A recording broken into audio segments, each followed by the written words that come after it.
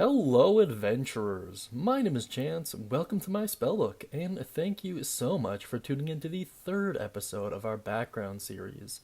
We have another professional background in store for you today, if you want to look at it like that.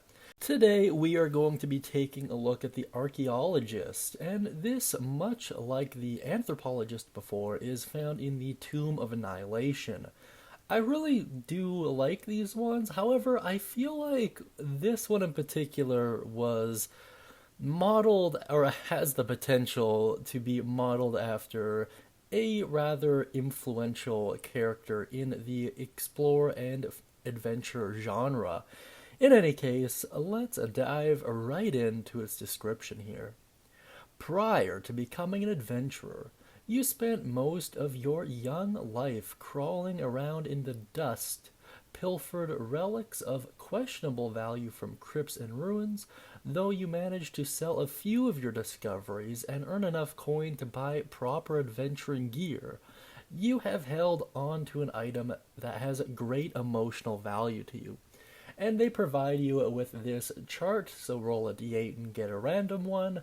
However, I gotta say, I would probably make up your own, right? I find the charts are usually good if you don't have an idea of what you're doing or if you're new to the game, but if you have a particular character concept in mind, so long as your DM's alright with it, go nuts, have fun. Now let's move on to its mechanics here. The skill proficiencies you get are history and survival, which are both incredibly useful. And under tool proficiencies, you get cartographer's tools or navigator's tools, and the choice is up to yours. And unlike the other backgrounds we've covered, you only get access to one language with this particular background.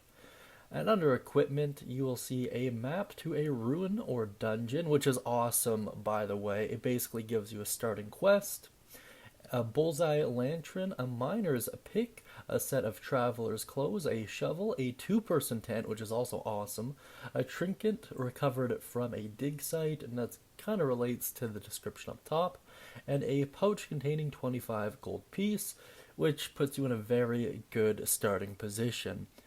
Honestly, out of all the backgrounds we've covered thus far, albeit it's only been two others, this has got to be my favorite in terms of equipment. I love the fact that it contains a map to a ruin or dungeon.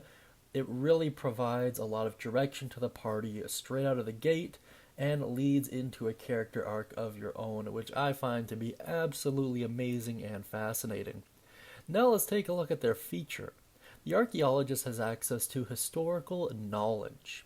When you enter a ruin or dungeon, you can correctly ascertain its original purpose and determine its builders, whether those were dwarves, elves, humans, yuan-ti, or some other known race.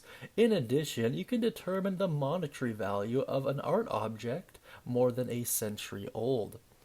I love this as well. I think this is absolutely fantastic, and I do believe it opens up a lot of opportunities for exposition for the dungeon master, and if you're a dungeon master that specializes in lore, this will be an absolute godsend for you. In addition to that, the ability to essentially appraise ancient objects is super useful in terms of the priority structure of the party.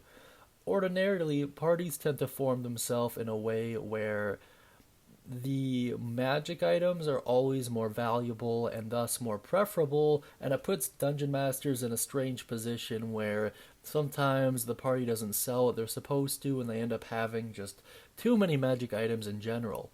This is a great way to prevent that, but still provide the party an opportunity to make money or collect trinkets that don't have any real purpose or implications in the game world itself. It's very interesting. Now let's get on to its suggested characteristics here. And before I dive in, while I'm going through these, let me know if you can figure out which character from cinema I'm trying to make here. The personality trait is I love a good puzzle or mystery. The ideal, death wish. Nothing is more exhilarating than a narrow escape from the jaws of death, and that will put you towards the chaotic end of things. Bond, I hope to bring prestige to a library, a museum, or a university. And flaw, I have a secret fear of some common wild animal, and in my work I see them everywhere. Now, before I reveal, let me know down beneath if you've figured out who it is. So as soon as I went through this particular background and I saw all of these, and I saw that one of the items you can get through the D8 table is a whip, I'm like, oh my goodness, there's no way. I strongly believe there's plausible evidence here to support that Wizards of the Coast made this, at least in part, with Indiana Jones himself in mind. There's just too many strange coincidences that seem to line up to support that, and I mean, I don't know, it is just conjecture, of course. I doubt there's any official statements on it, but I don't know, reading it, that's the first thing that came to my mind. And I'm not even a super huge Indiana Jones fan. I like the movies, but I'm not, like, fanboying over it. Now let's get into my personal thoughts on it. If you can't tell, I'm a relatively huge fan of the Archaeologist background. I think it is one of those backgrounds where the Dungeon Master needs to be on board in order to take full advantage of it. However, when I look at the equipment, just the two-person tent alone, to me, makes it feel like it's more well-rounded than a lot of the other backgrounds. And in addition to a lot of these valuable items you get, or certainly useful items you get a free quest and 25 gold piece. That to me is pretty great. The verdict's out on whether or not historical knowledge is super useful. Personally, with my Dungeon Master style, I believe it would be. However, if your Dungeon Master doesn't really fuss about the details of stuff like that, then you might not see a ton of use out of it. In any case, it's worth bringing up during a session 0. The vast majority of Dungeon Masters I know would absolutely love to have this opportunity for exposition, and I don't know, I think it would break up the dungeon crawl feel of a lot of campaigns, which is certainly nice, if you can explain how this particular dungeon was used for excavating raw minerals, or how this particular area was used as a temple of worship and people were sacrificed here. I think that's all really interesting, and it could help explain a larger narrative throughout the whole campaign, which is, to me, an incredible opportunity for world building. In any case, let me know what you think of the Archaeologist background down beneath in the comment section. Be sure to mention any thoughts, questions, comments, or concerns you might have regarding it. And of course, please do check out my interview with Nerdarchist Dave over on their Nerdarchy Live channel. I'll be putting the link in the pinned comment below.